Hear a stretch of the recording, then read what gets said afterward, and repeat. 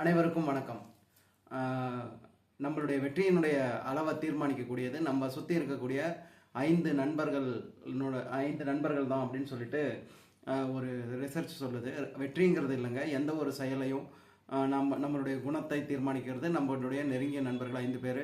ஆஃபீஸில் நம்ம எப்படி நடந்துக்கிறோங்கிறது தீர்மானிக்கிறது நம்ம நெருங்கி பழகக்கூடிய ஒரு 5 பேர். அந்த மாதிரி எல்லாமே ஒரு குழந்தை ஒரு ஸ்டூடெண்ட்னுடைய மார்க்கை டிசைட் பண்ணுறது அவங்க டெய்லி அவங்களுடைய ஃப்ரெண்ட்ஸாக இருக்கக்கூடிய 5 பேருனுடைய ஆவரேஜ் மார்க். ஸோ இந்த மாதிரி தான் வந்து உலக நியதி அப்படின்னு சொல்லிட்டு ஒரு ரிசர்ச் சொல்லுது.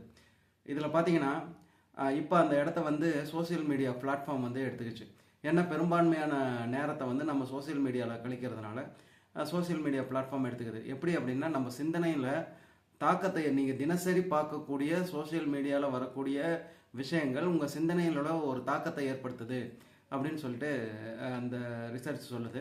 ஸோ அப்போ நம்ம யாருங்கிறத கணிக்கிறதுக்கு ஒன்றும் இல்லை, நம்மளுடைய சோசியல் மீடியா பிளாட்ஃபார்ம் அப்படியே சும்மா ஒரு ரேண்டமாக விட்டோம்னா ஒரு ஸ்க்ரோல் பண்ணோம்னாலே நம்மளுடைய நிலைமை என்னங்கிறது தெரியும் அப்படிங்கிறாங்க. அதனால் இந்த சோசியல் மீடியா பிளாட்ஃபார்ம்ஸை நம்ம கவனமாக எதுக்கு பயன்படுத்தணுமோ அதுக்கு பயன்படுத்தலாம். நன்றி.